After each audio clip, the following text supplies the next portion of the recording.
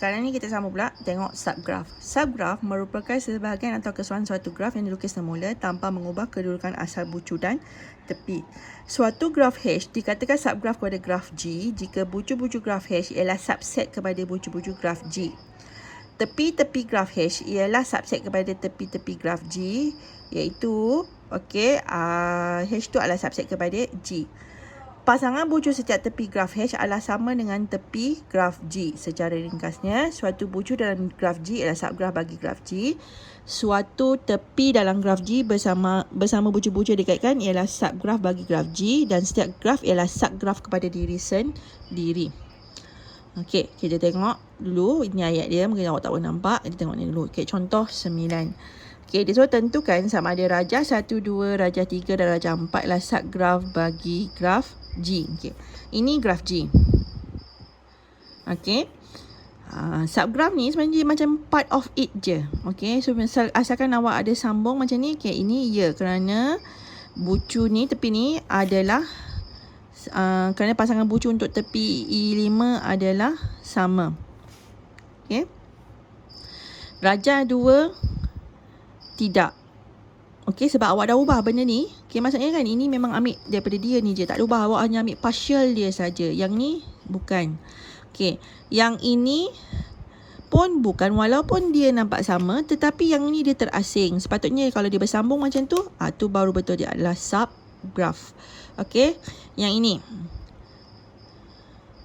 Okey, yang ni awak tengok. Apa yang ni? Awak kena banding betul. Okey, ini dia tulis E2 sedangkan patutnya itu adalah E3.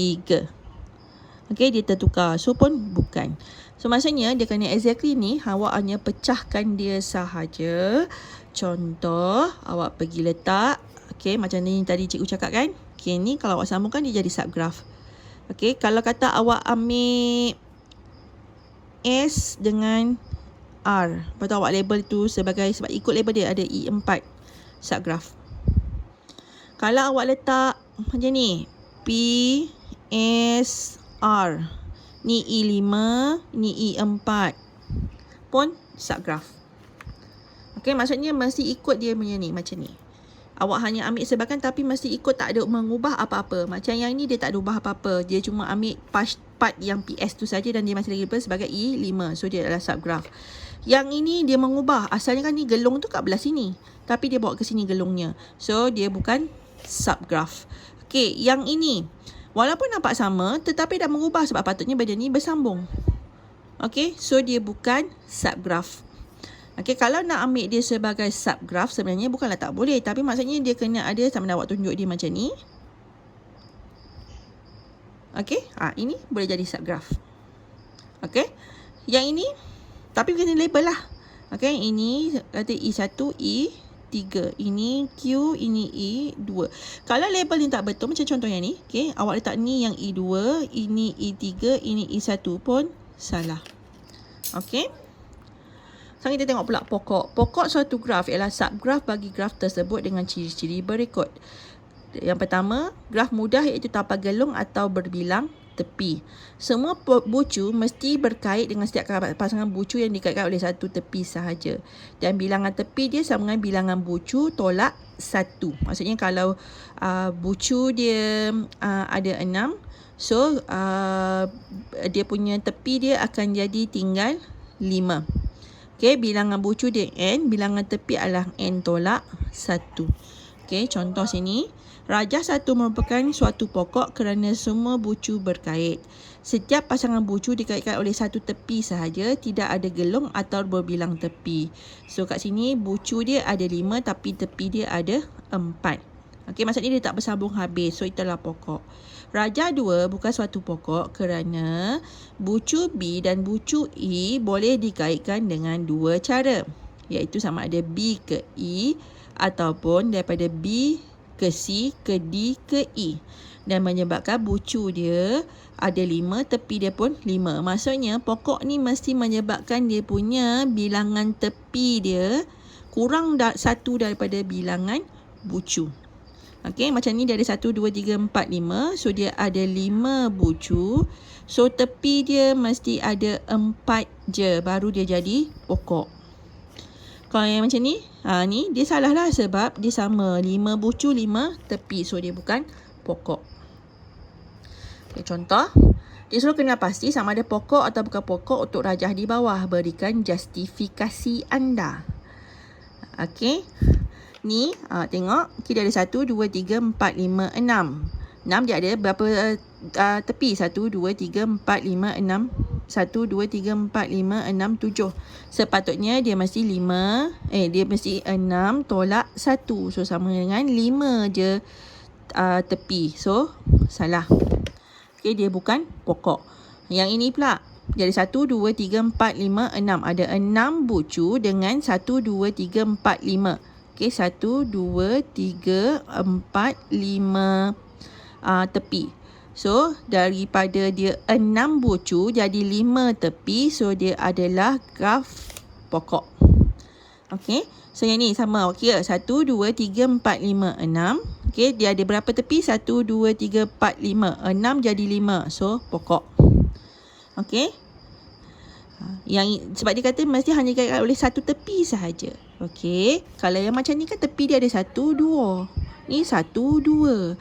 Q kepada R, Q kepada P. Maksudnya ada 2 keluar daripada dia. Dia hanya boleh keluar dia maksudnya kalau ni dia tak boleh berbilang-bilang macam tu. Dia tak ada sekali banyak. Okey, D. Okey, D tengok. Okey, dia 1 2 3 4 5 6. 1 2 3 4. Okey, 6 bucu, 4 tepi. Okey, ini bukan pokok sebab bucu A dan bucu T tidak dikaitkan dengan bucu lain. Okey, dia patutnya masih bersambung-sambung. Maksudnya dia baru kata rangkaian. Kalau macam yang ini, dia betul bersambung antara dia sahaja. Okey, yang lain awak tengok. Bila yang pokok ni semua dia okey, mulanya ni P, U, U T, T kepada Q, Q kepada R, R kepada S.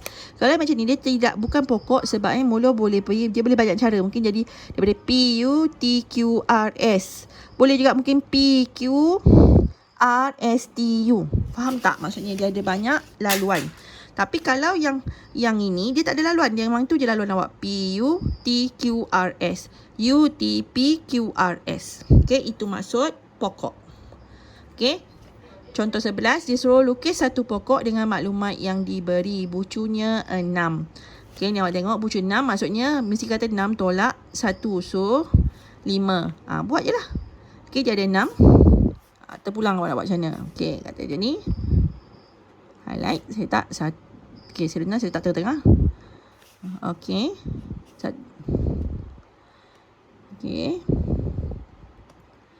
1, 2, 3, 4, 5, 6. So. Berkorak pula deh. 1, 2, 3, 4, 5, 6. Okey, sambung je. 1, 2, 3, 4, 5. Okey, boleh juga. Ataupun ini kalau contoh paling mudah macam itulah. Ataupun awak boleh pergi buat 1, 2, 3, 4, 5, 6. So 1, 2, 3, 4, 5. Okey, faham tak? Tak semestinya awak nak buat ikut macam contoh jawapan tu. Okey. So dia nak bucu 8, tepi 7. Okey. So awak boleh ikut macam ni. Okey, ni sini yang ni tepi 4 dia nak dia bagi pula tepi 4. Bila tepi 4 maksudnya kena tambah 1. So bucunya 5. Ni tepi dia 9. So tambah 1. So bucu dia 10. So kena baca betul-betul. Kalau bucu maksudnya kena tolak 1. Betul ni. Jangan awak macam sambil lewat soalannya sama. Awak ingat awak tak baca tepi ni. Awak ingat tu memang bucu. Lepas tu kau pergi buat. Jadi kau terus buat ada 4 bucu. 3 je dia punya tepi. Salah lah. Sedangkan soalan ni sebenarnya yang dia bagi itu adalah tepi. Okey. C dengan D ni adalah tepi. Okey. Kemudian ni dia suruh lukis 2 pokok berdasarkan graf yang diberikan.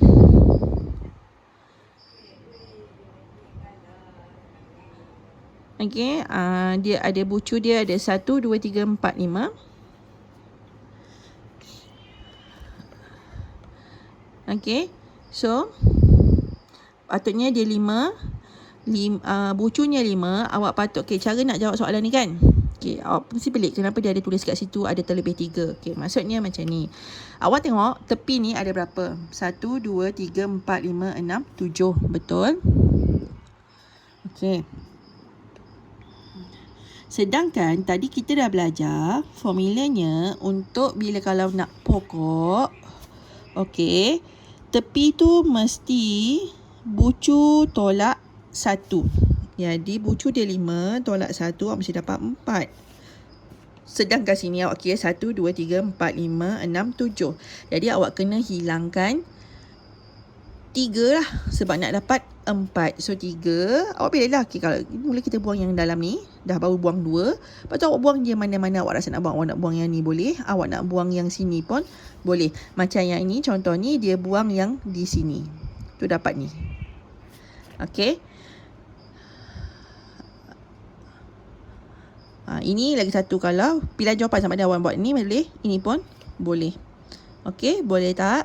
Okey, B.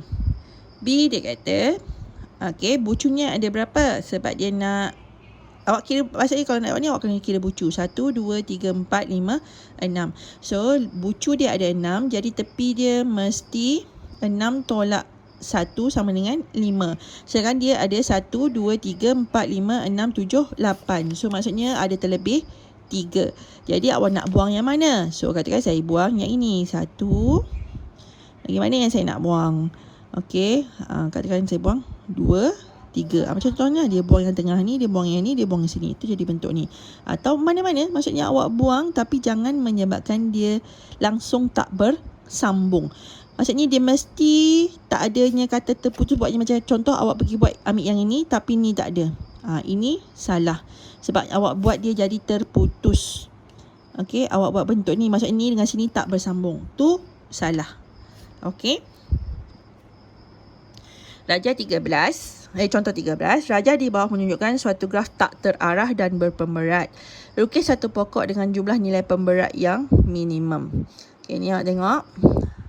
Okay, kira macam biasa tadi. Clue dia pertama mesti kira bucu dia berapa? 1, 2, 3, 4, 5. So, dia ada berapa tepi? Awak kira 1, 2, 3, 4, 5, 6, 7. Sedangkan kalau bucu dia 5, dia mesti 5 tolak 1 sama dengan 4. So, awak kena buang 3. Okay. Jadi, dia suruh buang keluarkan tepi dengan pemberat nilai tertinggi. Okay, kalau awak tengok ni, nilai tertinggi ni apa? Okay, nilai tertinggi yang awak boleh buang adalah PQ. Okay, QR. Dan akhir sekali adalah PT. Okey. Tapi kalau bila awak cuba macam ni, okay, mula-mula tu cara dia lah. Mula kita awak test dulu. Sebab kata nak nilai, sebab dia kata pemberat yang minimum. So, buang yang paling tinggi. Tapi bila awak keluarkan, dia bukan jadi gambar rajah. Dia bukan pokok. Sebab P tu tak bersambung. Okey, so dia cuba lagi sekali. Okey. Katakan buang tadi sama, buang 25 ni tadi dah buang. Ini pun buang. Okey, maksudnya buang dulu 20 dengan 25. Kemudian tengok okey, mana yang awak boleh buang antara okey, yang menyambungkan dia ni awak boleh pilih. Sebab sekarang ni dah tak boleh. Jadi ni awak wajib ada. Yang sini 19 tu wajib ada. Sebab kalau kau buang dia P tu akan tersisih. Jadi pilihan yang ada awak boleh buang adalah sama ada awak buang 10, buang 12, buang 17 atau 14. So daripada sini ni awak pilih mana yang paling besar. Paling besar adalah 17. 19 ni tak boleh usik. Maksudnya konsepnya sama sebab bila dia kata nak yang minimum, buang yang paling besar dulu tapi tengok pada keadaan. Bila ni tadi awak buang paling besar, awak buang yang ini, awak buang sini, tiba-tiba P tu terasing. So dia bukan pokok lagi. Jadi tak jadi, dia mesti wajib ada. So awak tengok lagi sekali, apa lagi yang sisi yang tinggal kecuali sebab yang ni memang dah confirm nak buang. Kecuali yang ini tadi dah tak boleh buang. So tengok yang ada tinggal 10, 12, 17, 14. Antara ni yang mana paling besar adalah 17. Jadi buang 17. Jadi awak dapatlah hasil ini. Dan dia nak tahu nilai pemberatnya berapa. Awak tambah sahaja ikut. Okay. Dia ada 10 tambah 12 tambah 14 tambah 19 dapat 55. Okay. So ini latihan awak. Tolong buat. Terima kasih.